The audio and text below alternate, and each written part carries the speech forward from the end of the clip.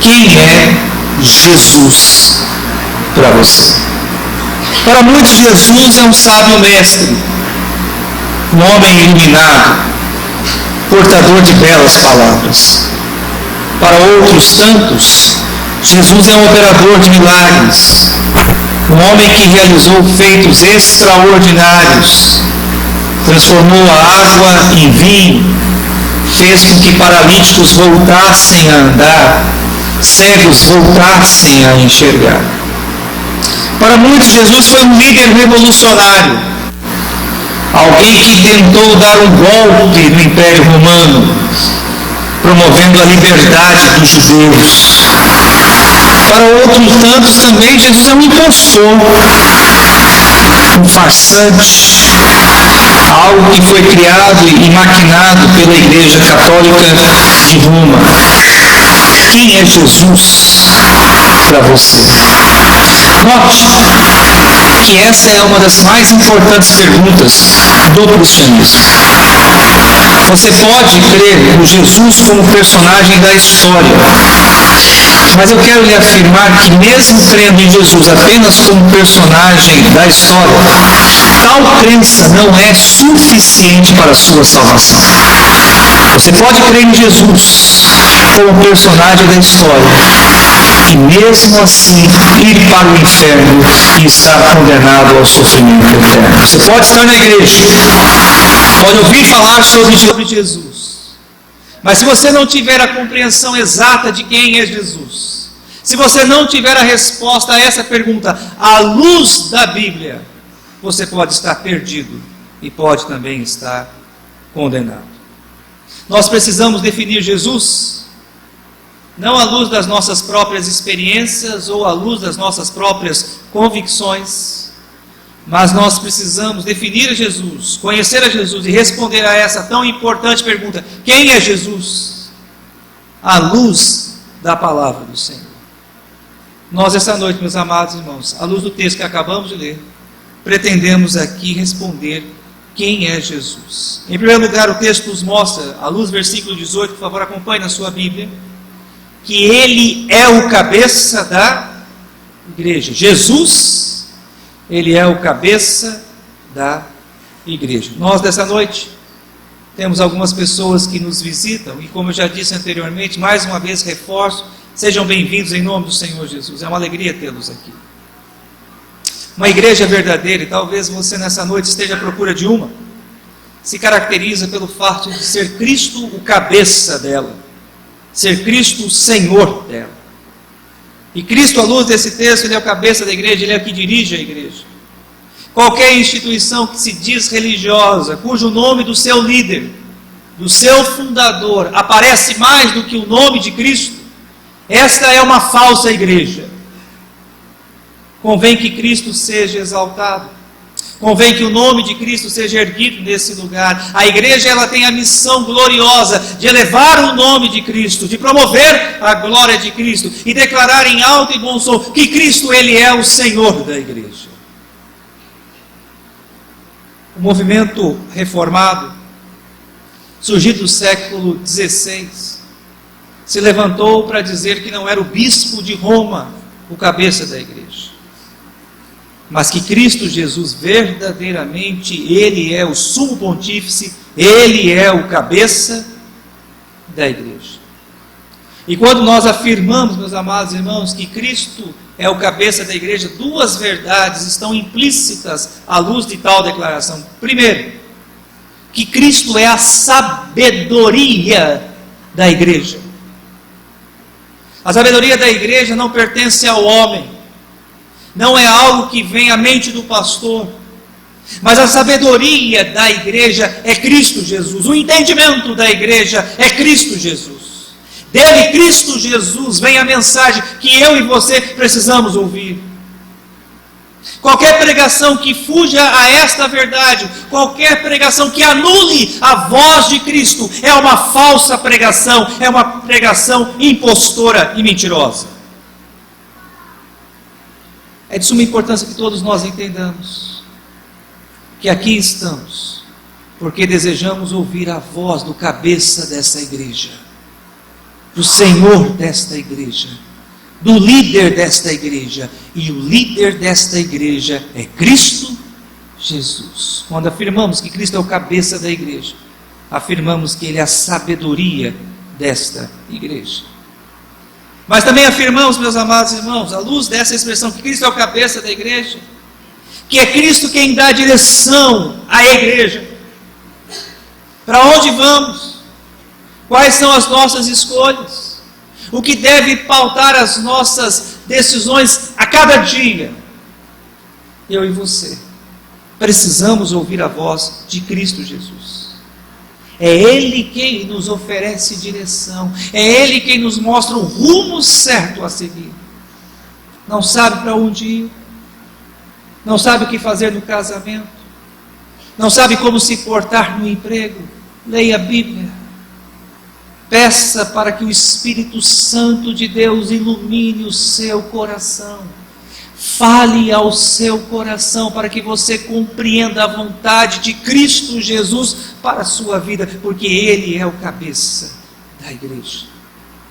Mas além dessa declaração, meus amados irmãos, que nós encontramos aqui, feita pelo apóstolo Paulo, de que Cristo Ele é o cabeça da igreja, Ele também é o princípio de todas as coisas. Vejam este argumento ainda no versículo de número 18, quando diz: Ele é a cabeça do corpo da igreja, Ele é o princípio. A palavra que nós encontramos aqui, meus amados irmãos, no seu original, a palavra princípio, é uma palavra que deve ser por nós compreendida como sendo a origem de todas as coisas sem a matéria pré-existente. Só Cristo Jesus pode criar todas as coisas sem a matéria. O homem, ele só pode criar algo, o homem só pode formar algo à luz da matéria pré-existente, em posse da matéria que já existe. Mas quando o universo foi formado, quando todas as coisas vieram a existir, Cristo, Ele criou todas as coisas. Há uma expressão latina que define isso, ex nihilo, que significa a partir do nada. Cristo sempre existiu.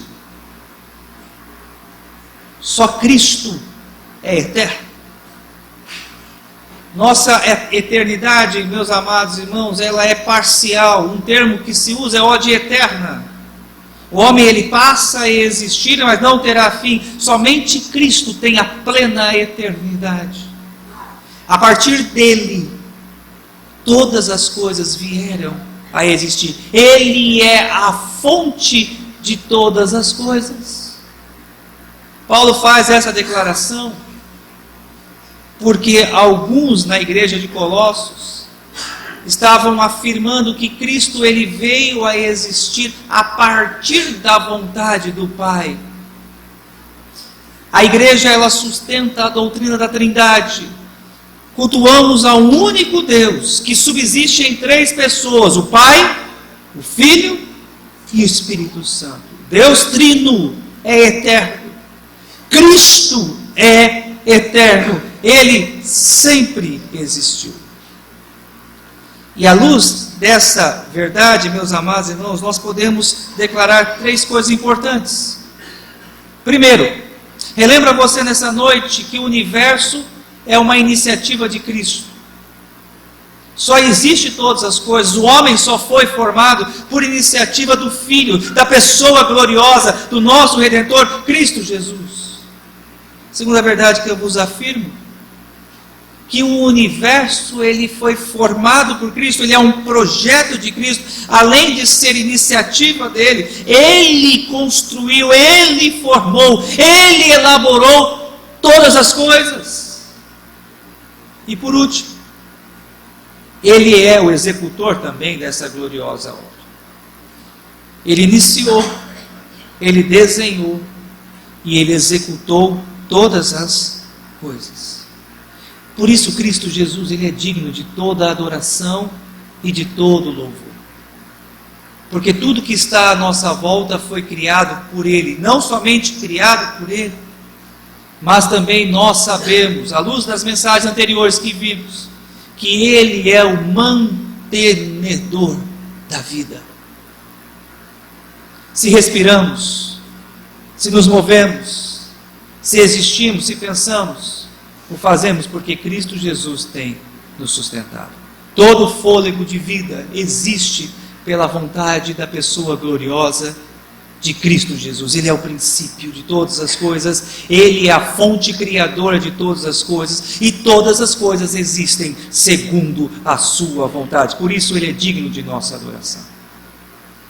Lembremos também, meus amados irmãos, que os nossos símbolos de fé afirmam que o propósito da existência do homem, o fim principal do homem é glorificar a Deus.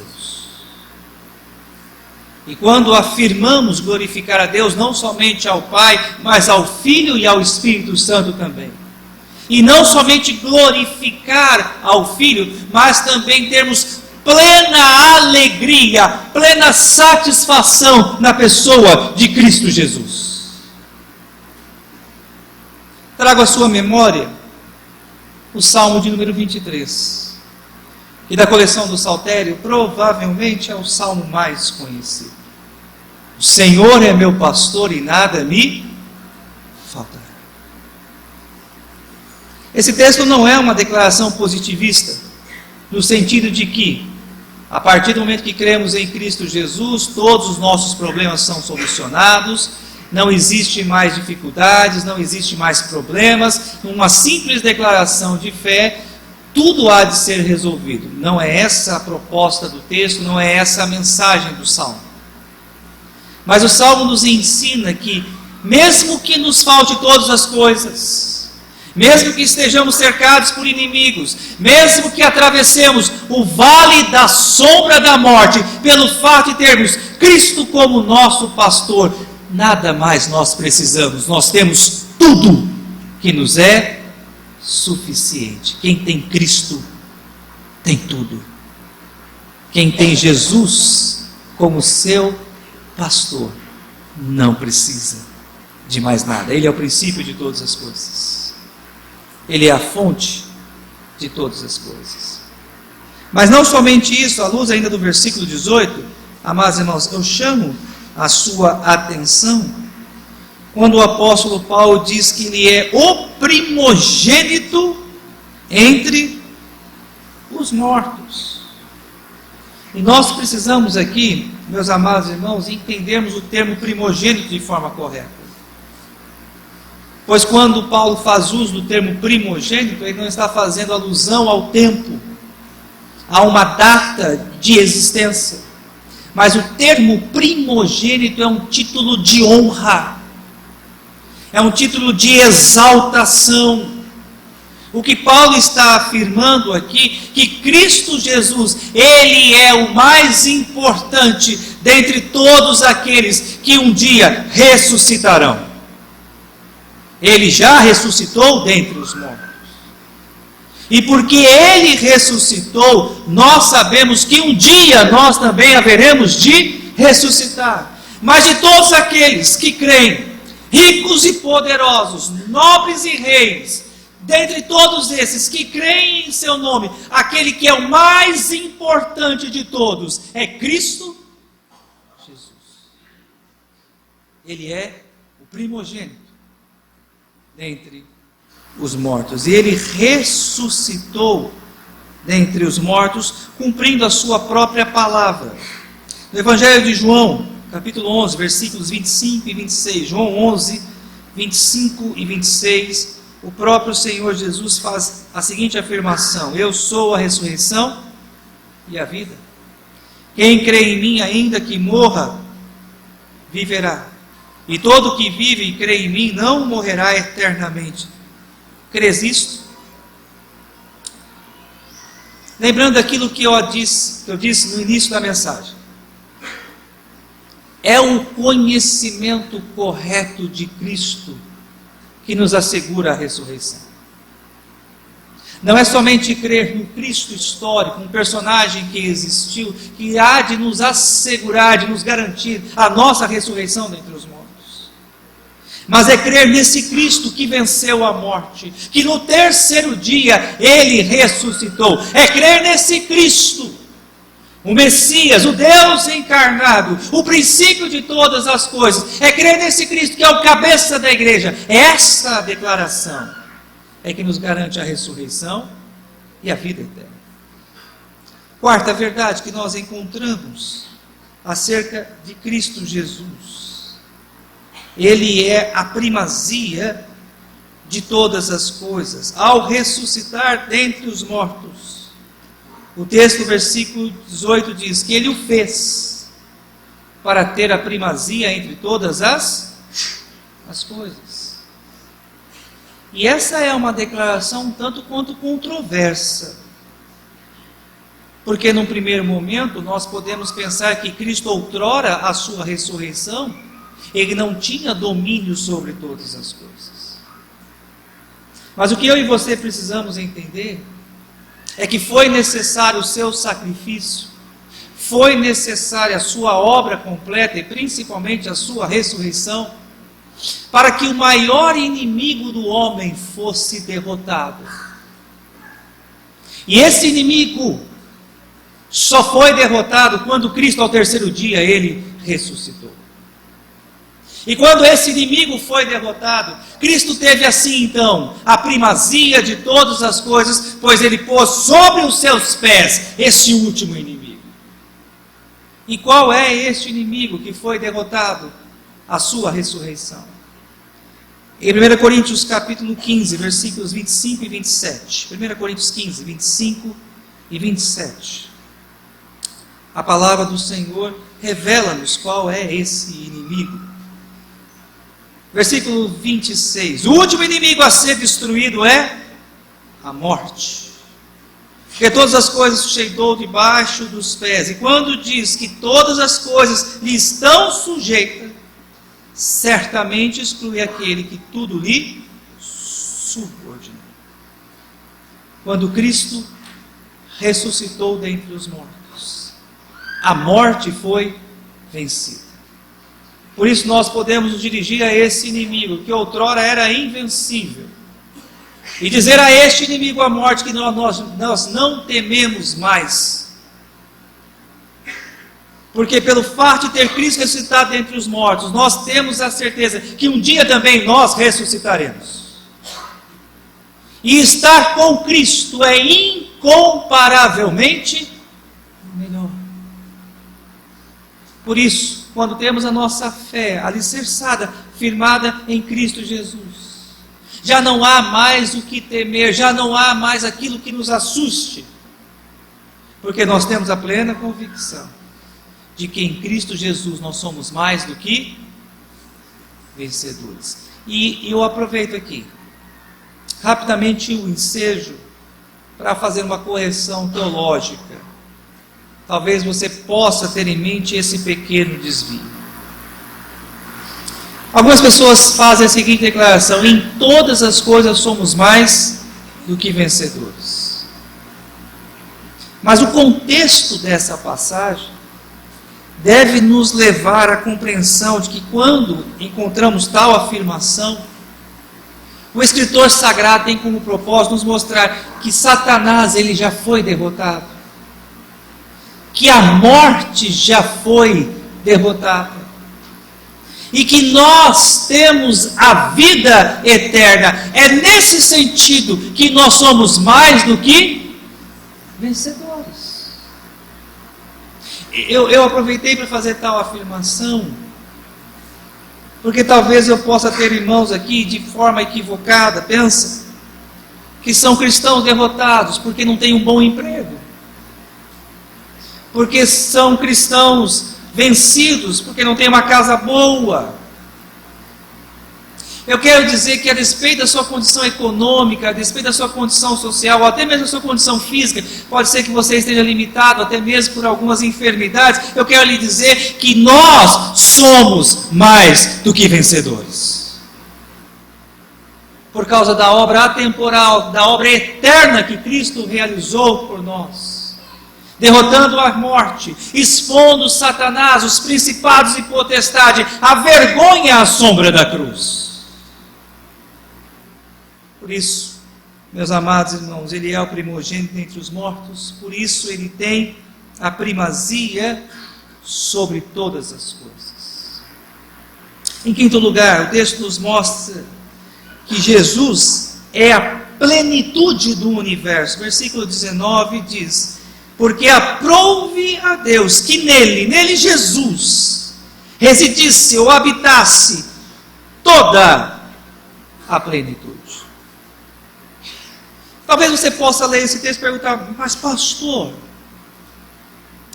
por que Paulo faz tal declaração? O que ele quis dizer com que Cristo é toda a plenitude? Mais uma vez, nós só vamos compreender o correto sentido desta carta, deste capítulo, desse texto, se nós entendemos o seu contexto. Havia uns falsos mestres na igreja de Colossos, que tanto o pastor Gedaí quanto eu já falamos um pouco sobre eles, mas é necessário de vez em quando retomar os seus ensinos aqui para que nós compreendamos o porquê Paulo faz tal afirmação. Eles afirmavam que Deus é o grande pleuroma, que Deus é a grande plenitude, e que Cristo é parte dessa plenitude, parte desse pleuroma, que se afastou ou que se desprendeu do que é eterno, vindo a existir. Paulo contesta essa afirmação. Paulo combate essa mentira. Paulo afirma que essa plenitude que os mestres gregos, que os filósofos da antiguidade afirmavam ser Deus, é Cristo Jesus também. Ele é a plenitude de todas as coisas. Não há um lugar nesse universo que Cristo não habite. Não há um lugar neste universo que a sua glória não resplandeça.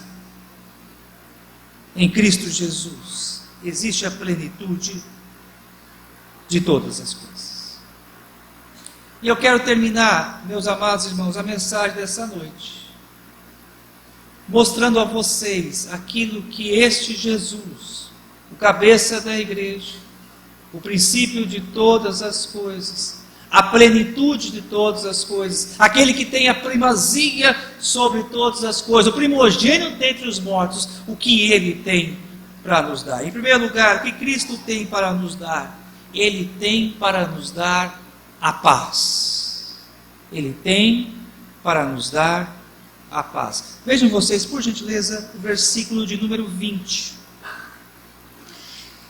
E que, havendo feito a paz pelo sangue da cruz. Aqui é de suma importância que duas verdades você possa compreender para que você entenda aquilo que Cristo tem para nos dar nessa noite. A palavra do Senhor é muito clara quando nos mostra que pelos nossos pecados nós éramos por natureza inimigos de Deus. Grande parte da igreja evangélica tem uma compreensão equivocada ou até inversa a essa verdade. Algumas pessoas creem que o homem nasce amigo de Deus, que o homem nasce ligado a Deus, que o homem nasce salvo, e que em determinado momento alguns destes se rebelam contra Deus e se afastam de Deus. Não é isto que a Bíblia nos ensina. Pelo contrário, a Bíblia claramente nos mostra que todos nós nascemos em guerra com Deus. Todos nós éramos por natureza inimigos declarados de Deus. A natureza manchada pelo pecado, ela se opõe à vontade de Deus. A nossa natureza corrompida pelo mal, ela não tem interesse e desejo de buscar a Deus. Os nossos pecados, os nossos atos egoístas afrontam a santidade, a pureza do Deus Altíssimo. Por isso nós éramos por natureza inimigos de Deus. E a consequência disso? Nós não podíamos chegar a Deus. E a consequência disso, nós estávamos afastados de Deus. Estávamos distantes do Pai. Mas aprove Deus o Pai nos religar a Ele, promover a paz com Ele. E essa paz é promovida por Cristo Jesus. Em Romanos capítulo 5, versículo 1, a palavra do Senhor assim nos diz. Romanos 5, 1. Justificados, pois, mediante a fé, temos paz com Deus, por meio de nosso Senhor Jesus Cristo. Ele nos deu a paz. E quando eu falo aqui de paz, é importante que nós entendamos, não estou falando sobre a ausência de lutas, ausência de problemas, porque via de regra, a nossa compreensão de paz é nesse sentido. Pensamos em paz quando não temos problemas, pensamos em paz quando não temos luta. Mas o texto claramente nos mostra que o sentido de paz aqui, que Cristo ele veio nos dar, é de nos reconciliar com Deus. E essa paz que Cristo nos dá, faz com que o nosso coração se aquete, faz com que nós tenhamos bom ânimo, mesmo diante das lutas e dificuldades.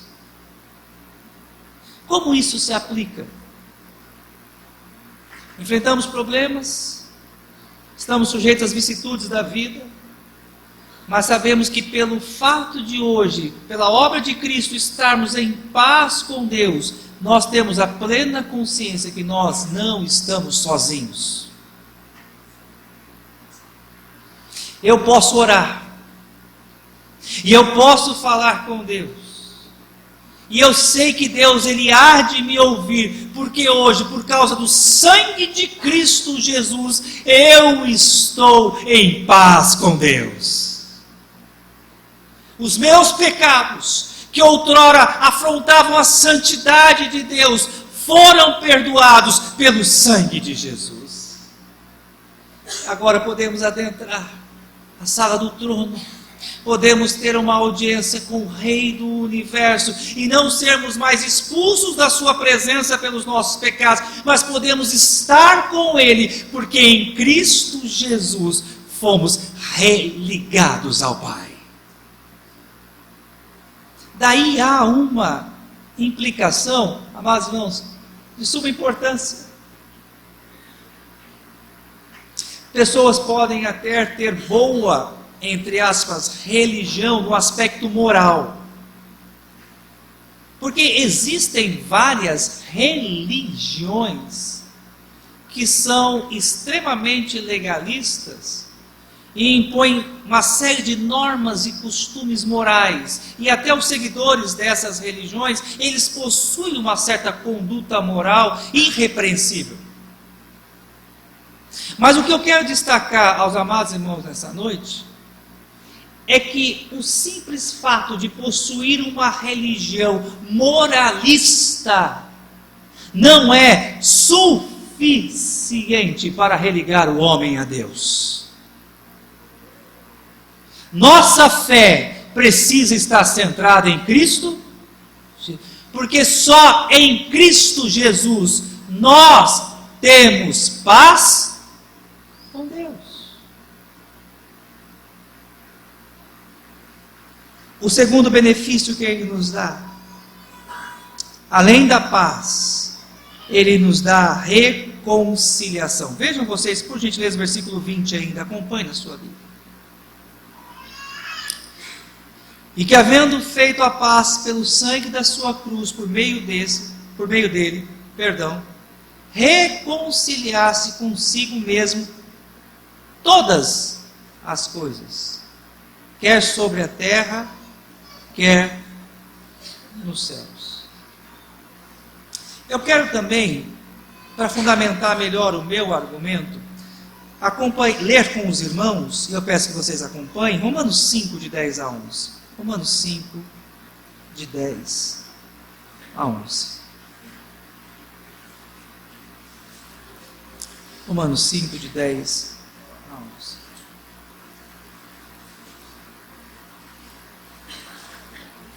A palavra do Senhor assim nos diz.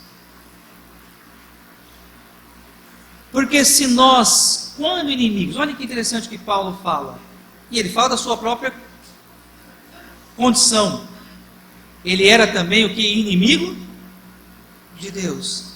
E vale a pena relembrar que Paulo ele era judeu, extremamente moralista, correto em seus hábitos e costumes, mas mesmo fazendo parte de uma religião, mesmo estando inserido num contexto religioso, ele tinha a compreensão de que ele era inimigo de Deus. Eu vou rapidamente fazer uma pausa aqui. Eu já disse isso anteriormente, mas eu quero repetir. Irmãos, nós precisamos evangelizar as pessoas que estão em falsas religiões. Nós precisamos evangelizar as pessoas que ainda não conhecem verdadeiramente quem é Jesus. Sabe por que eu digo isso?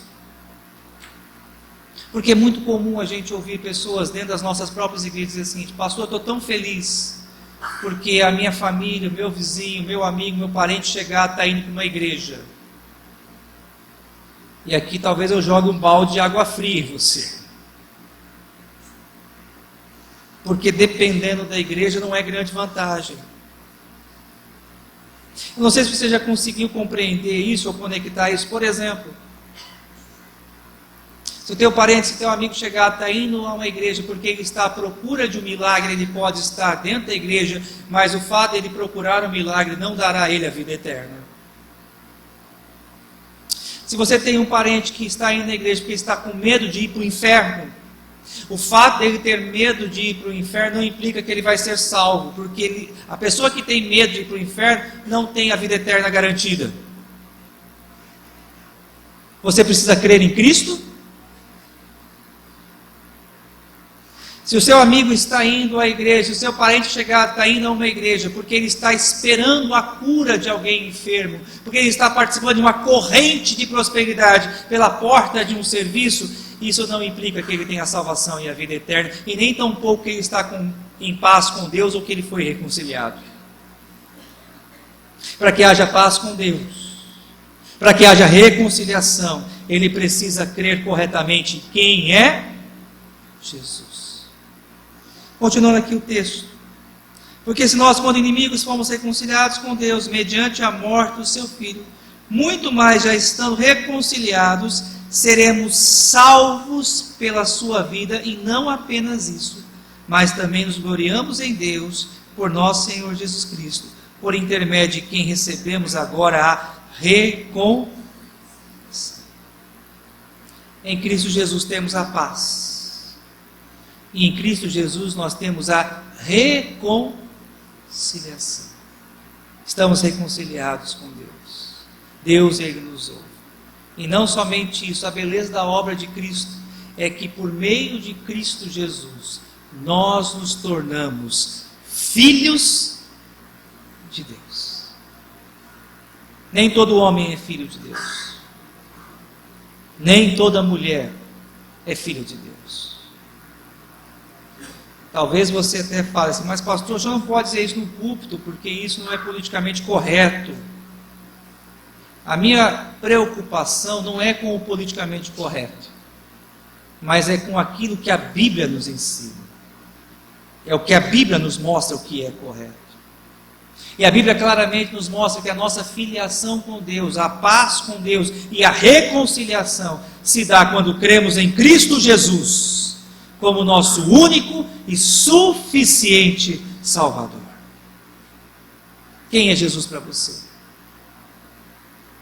Qual é o entendimento que você tem acerca da pessoa de Jesus?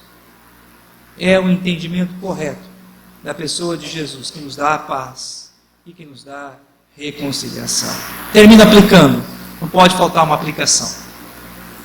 O finalzinho de Romanos 5, versículo 11, Paulo diz: e não apenas isso, mas também nos gloriamos em Deus. A expressão nos gloriar em Deus é uma alusão aqui a uma alegria que não pode ser medida.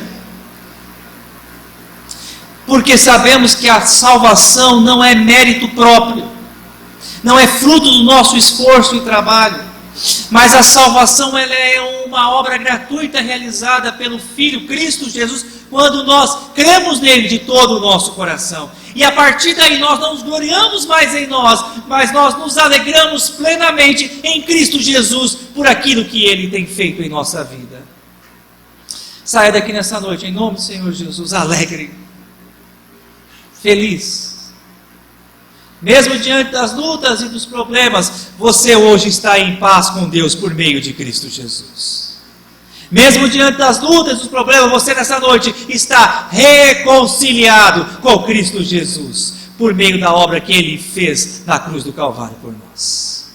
Que o nosso coração nessa noite possa transbordar de alegria, em saber que esse Cristo maravilhoso, cabeça da igreja, a primazia de todas as coisas, a plenitude do universo, o primogênito dentre os mortos, nos deu a paz e a reconciliação. Nos alegremos no Senhor. Louvemos ao Senhor nessa noite. Vamos colocar em pé, nós vamos orar nesse momento, agradecendo pela obra que Cristo fez por nós. Pai, nós te bendizemos. Pai, nós te adoramos. Nós exaltamos a Ti, Senhor, com o coração tomado de alegria pela gloriosa obra que o Teu Filho Jesus fez por nós. Nós amamos o Teu Filho, nós adoramos a Cristo Jesus por Ele ser a plenitude de todas as coisas, o primogênito dentre os mortos, o mais excelente de todos os homens. Nós adoramos a Cristo Jesus porque Ele é o cabeça desta igreja, porque Ele é a sabedoria de todos nós, porque Ele é a direção para a nossa vida. Nós adoramos Cristo Jesus, porque por meio dele hoje nós podemos falar contigo, Pai.